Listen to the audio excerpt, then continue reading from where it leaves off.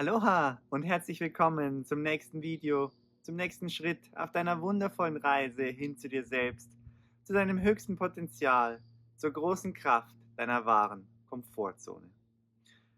Ich freue mich sehr, dass wir nach einer längeren Pause jetzt diese Videoserie fortsetzen können und in diesem Video uns Kapitel 7 meines Buches Die Kraft deiner Komfortzone und warum es jetzt Zeit ist, sie endlich zu betreten, zuwenden können. Und in Kapitel 7 geht es darum, eine ganz neue Welt für dich zu erschließen, nämlich die Welt in deinem Inneren. Es geht darum, dass wir erkennen, oder dass du erkennst, dass über die Welt, die du mit deinen äußeren Sinnen wahrnehmen kannst, hinaus es eine Welt in deinem Inneren gibt, die du mit deinen inneren Sinnen wahrnehmen kannst und dass diese Welt extrem machtvoll und wichtig ist und du sie deswegen bewusst entdecken und gestalten solltest. Ich will nicht länger um den heißen Brei herumreden, lass uns direkt starten mit der Erforschung deiner inneren Welt und dem ersten Teil von Kapitel 7. Viel Freude dabei. Kapitel 7 Finde deine Komfortzone. Eine kleine Einführung in deine innere Welt. Jetzt wird's magisch. Ja wirklich, denn echte Magie ist nichts anderes als, Zitat, die Kunst, Geschenke aus einer anderen Welt in diese zu bringen. Robert Moss in seinem Buch Sidewalk Oracles. Und genau das, also Geschenke aus einer anderen Welt in diese bringen, wollen wir nun tun. In diesem Kapitel möchte ich dir eine kleine Einführung geben in die Welten, die du entdecken kannst, indem du nach innen schaust.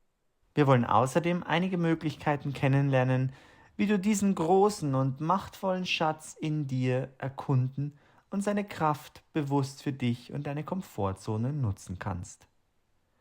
Der Reichtum, der sich dir auf deinen inneren Reisen erschließen wird, ist gigantisch. Los geht's! Was wir uns hier zuallererst bewusst machen dürfen, ist, dass es im Wesentlichen keine Trennung zwischen unserer äußeren und unserer inneren Welt gibt. Schamanische Traditionen auf der ganzen Welt wissen das seit Jahrtausenden. Sowohl die Welt, die du mit deinen äußeren Sinnesorganen, also Augen, Ohren, Nase etc. erfasst, als auch deine innere Welt, die du entsprechend mit deinen inneren Sinnen, also inneres Sehen, Hören, Fühlen, Wissen etc. wahrnehmen kannst, sind beide gleichermaßen real. Sie stehen in ständiger Wechselwirkung und Austausch miteinander. Und mehr noch, es ist deine innere Welt, die letztendlich deine äußere Welt erschafft.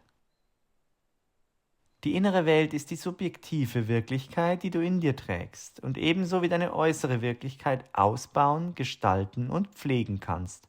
Und solltest. Sie umfasst, grob gesagt, all deine Gedanken, Gefühle, Erinnerungen, inneren Bilder und Träume, sowohl die nächtlichen als auch die am Tag. Und obwohl diese innere Welt nicht physisch greifbar ist, hat sie doch einen enormen und unmittelbaren Einfluss auf dein tägliches Leben und Erleben. Deine inneren Bilder, Gedanken, Überzeugungen und Gefühle formen vollständig deine Wahrnehmung der äußeren Welt, beeinflussen deine Entscheidungen, Beziehungen und dein allgemeines Wohlbefinden, erschaffen deine Erfahrungen und kreieren letztlich, was dir im Außen begegnet und wie du dem Außen begegnest. Auch wenn die äußere Welt oft als die reale Welt betrachtet wird, ist sie keineswegs realer als die innere und wird sehr stark von letzterer beeinflusst. Die bewusste Gestaltung unserer inneren Welt oder Welten ist also mindestens genauso wichtig wie die der äußeren. Die von mir besonders geschätzte schamanische Tradition Hawaiis, in der ich ausgebildet wurde und die in all mein Wirken mit einfließt, zeigt uns die oben geschilderten Zusammenhänge in wundervoller Klarheit auf. Traditionell wird die Welt hier in Po und Ao unterteilt. Po bezeichnet dabei die innere, unsichtbare Welt, den Traum im Innern, der seinerseits Ao, den äußeren Traum, hervorbringt. Das Wort Po bedeutet zugleich auch Nacht, da die Nachtzeit als die Repräsentation der inneren Welt, der Tag als Symbol der äußeren Welt gesehen wird. Was sich in der Helligkeit des kommenden Tages zeigt, wird in der schützenden Dunkelheit der vorausgehenden Nacht vorbereitet. Entsprechend gilt nach dem alten Wissen der Hawaiianer auch bereits der Sonnenuntergang als der Beginn der Manifestation eines neuen Tages, welche sich mit der Morgendämmerung dann im Außen zeigt. Siehe dazu auch Serge Kahili King, der Stadtschamane. Dieses Weltbild der hawaiianischen Schamanen macht auf so poetische wie klare Weise deutlich, dass unsere äußere Wirklichkeit ein direkter Ausdruck unserer inneren Wirklichkeit ist und wir entsprechend gut beraten sind, unsere inneren Welten zu erforschen, zu pflegen und ganz bewusst zu gestalten. Denn das machtvollste uns zur Verfügung stehende Tool zur Veränderung unseres Lebens besteht in der Veränderung unserer Innenwelt. Die meisten Menschen sind sich dieser Zusammenhänge jedoch überhaupt nicht bewusst und konzentrieren ihre Sinne daher hauptsächlich auf die äußere Welt, in der Annahme, sie sei die einzige von Bedeutung oder überhaupt die einzig existierende. Sie besuchen ihre innere Welt selten bis nie und wenn doch, dann meist nur unbewusst im Schlaf. Denn schlafen und träumen tun wir letztlich alle. Du verpasst allerdings eine große Chance auf Schöpferkraft und Erkenntnis, wenn du die Existenz und Wirklichkeit deiner inneren Welt missachtest. Insbesondere, weil es eben, wie gesagt, sogar hauptsächlich die Ereignisse in deiner Innenwelt sind, die deine äußere Welt erschaffen. Deine äußere Welt entsteht sozusagen ohnehin ständig aus der Quelle deiner inneren Welt, egal ob du dir dessen bewusst bist oder nicht. Dies zu verstehen und anzunehmen ist sehr wichtig.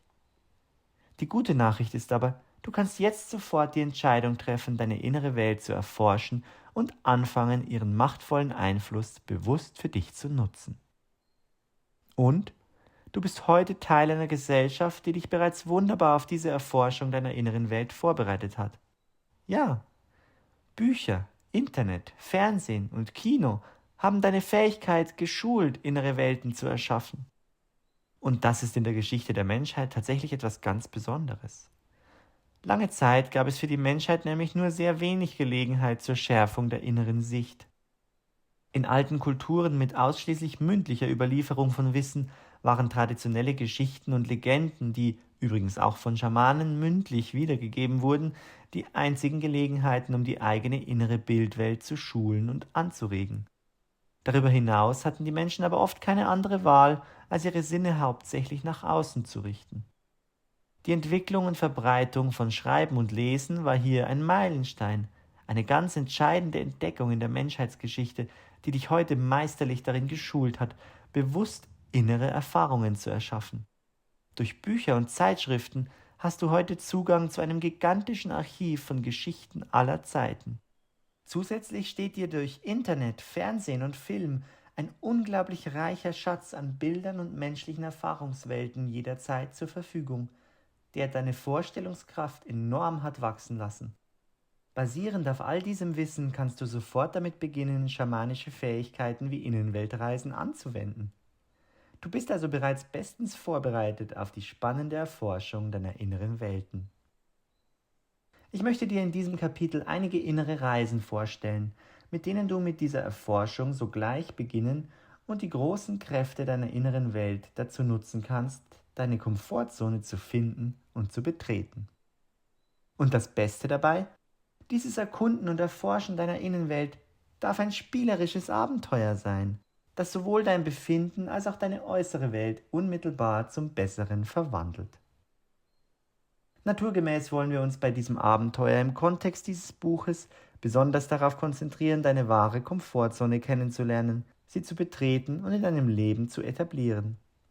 Generell kannst du aber jegliche Thematik deines Lebens in deiner inneren Welt abbilden und mit den in diesem Kapitel vorgestellten Methoden aktiv zum Positiven beeinflussen.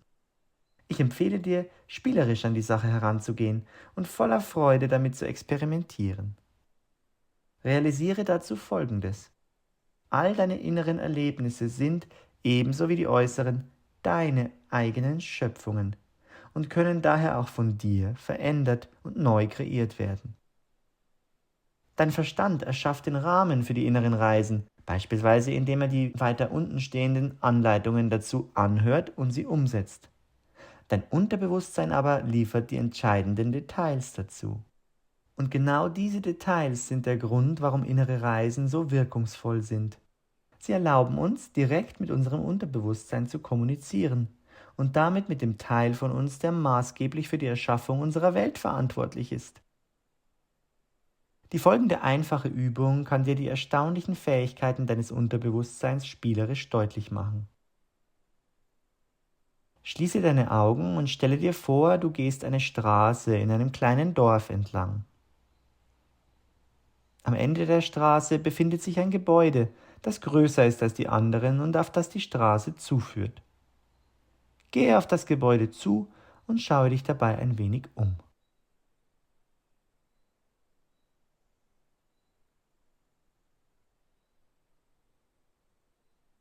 Dann komm wieder zurück ins Hier und Jetzt und öffne deine Augen. Nach dieser kurzen inneren Erfahrung beantworte nun bitte folgende Fragen. Durch was für ein Dorf bist du gelaufen? War die Straße gepflastert oder nicht? Aus welchem Material waren die Gebäude? Gab es dort Bäume oder andere Pflanzen? Gab es dort andere Menschen? Was für ein großes Gebäude war das am Ende der Straße? In welchem Teil der Welt lag das Dorf? Wie du sicher feststellen wirst, hast du auf alle oder die meisten dieser Fragen eine Antwort. Aber keines dieser Details wurde in der Übung vorgegeben. Dort war nur die Rede von einem Dorf, einer Straße und einem größeren Gebäude. Dein Unterbewusstsein hat dann all diese Details dazu ergänzt. Faszinierend, oder? Diese kleine Übung zeigt dir eindrucksvoll die großartige Fähigkeit deines Unterbewusstseins, innere Bilder zu erschaffen. Und sie soll dir Vertrauen und Mut geben, von dieser Fähigkeit von nun an Gebrauch zu machen. Denn sie ist es, die die Reisen in deine inneren Welten so kraftvoll und aufschlussreich macht. Sie ist es, mit der du letztlich alles erschaffen und verändern kannst, im Innen wie im Außen. Es gibt dabei kein richtig und falsch. Es gibt nur das, was sich dir zunächst zeigt. Sei offen dafür und schau es dir einfach an. Und das, was du dann damit erreichen und daraus machen willst. Eine gewisse Portion Vertrauen zu dir selbst gehört allerdings dazu. Denn so machtvoll die Arbeit in deinen inneren Welten ist, sie wird nur dann funktionieren, wenn du nicht an deiner Macht zweifelst, sondern sie mit Bewusstsein und voller Zuversicht annimmst und ausübst. Auch in dieser Hinsicht gleichen sich die innere und die äußere Welt vollkommen. Alle inneren Reisen, welche ich dir im Verlaufe dieses Kapitels nun vorstellen werde, sind als Audiodateien hier auf meinem YouTube-Kanal zum Anhören verfügbar.